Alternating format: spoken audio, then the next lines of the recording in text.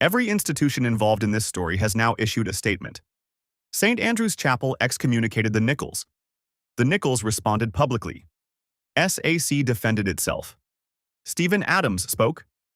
The PCA Presbytery called the excommunications improper. Law enforcement opened a criminal investigation. Through all of it, one group has remained largely silent. The students of Reformation Bible College, the people who knew Dr. Stephen Nichols most closely, who sat in his classes, who were mentored by him, who came to RBC in large part because of him. That silence has now ended. A group of current RBC students have written a formal letter to the board of Ligonier Ministries, demanding answers about why their president is leaving, and asking the question that has been hanging over this entire story since March 13th. It seems that the leadership of St. Andrew's Chapel is making decisions at Ligonier. That is not a commentator's observation. That is current students at Reformation Bible College writing formally to their institution's governing board. We are going to read this letter in full. Then we are going to talk about why it matters. Before we read the letter, let me set the scene. On March 11th, one day after SAC's excommunication was publicly announced, students at Reformation Bible College were gathered in the chapel. Dr. John Tweeddale, who has taken over the college's daily operations during the transition, told them after the service that the board had met with Dr. Nichols and decided his tenure would end. No explanation was given for why. No statement addressed the excommunication. The RBC website quietly removed Dr. Nichols. The official announcement used warm transitional language about a season of growth, and great is thy faithfulness. Dr. Nichols himself has not appeared publicly at the college since that announcement. Not even to say goodbye to his students. Those students have now put 7 questions on paper and sent them to the Ligonier board. And the questions are pointed. Dear members of the board of Ligonier, we, the undersigned, are current students of Reformation Bible College. We are writing to express concern over the recent events surrounding the end of Dr. Stephen Nichols' tenure. And our goal in this letter is to bring unity to Ligonier and Reformation Bible College under the banner of Jesus Christ and His truth. Ephesians 4:3-25. We do not write to divide or destroy, but in an attempt to bring light to the questions and fears expressed by many Reformation Bible College students. On March 11th, we were notified that our president and beloved professor and leader would be exiting his position.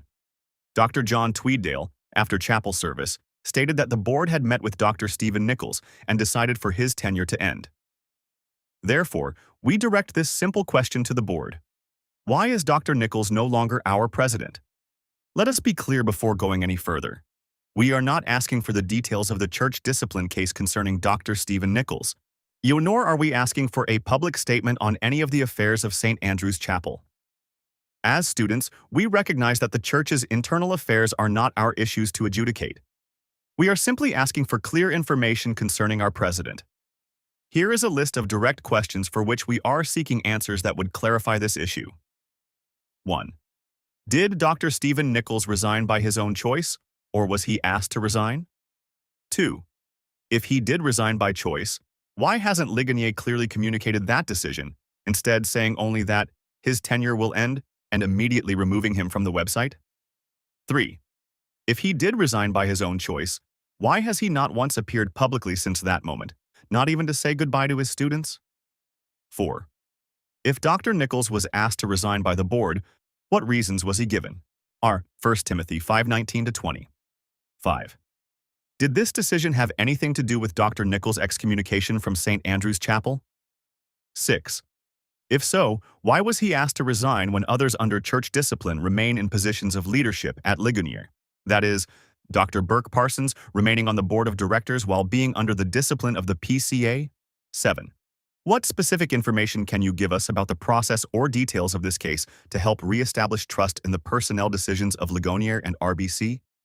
Among students, there is a feeling of unrest and distrust about the way personnel decisions are made at Ligonier and RBC.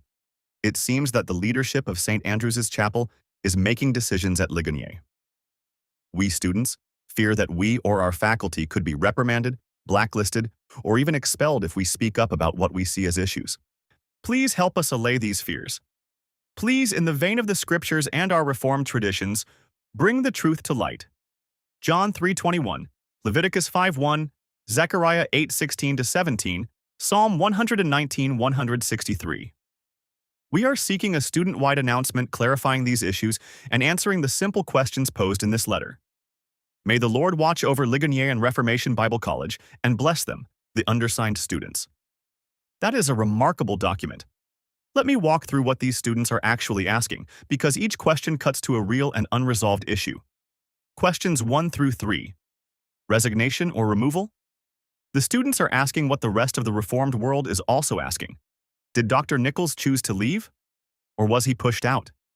The RBC board's official statement said he would conclude his tenure, language that is studiously neutral. Or Dr. Nichols' own statement thanked RBC for conducting itself in an amicable, gracious, and honorable manner.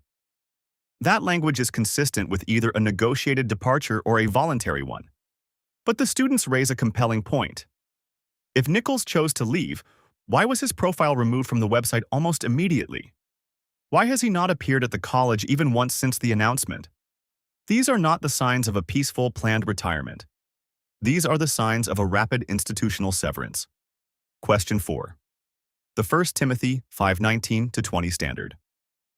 The students cite 1 Timothy 5:19-20, the passage in which Paul instructs Timothy on how to handle accusations against elders. Do not receive an accusation without 2 or 3 witnesses, but those who sin should be rebuked publicly. So the students are invoking their own scripture to say, if there were grounds to remove our president, tell us what they were. Transparency about elder discipline is not just good governance, it's biblical. Question 5. Was the excommunication the reason? This is the direct question. Did St. Andrew's Chapel's excommunication of Dr. Nichols trigger his removal from RBC and Ligonier? The timing. The RBC announcement came one day after the excommunication was made public. Has always made the connection obvious. But no one at Ligonier or RBC has said so on the record. Question 6. The Burke-Parsons double standard. This is the sharpest question in the letter, and I suspect it is the one the Ligonier board least wants to answer.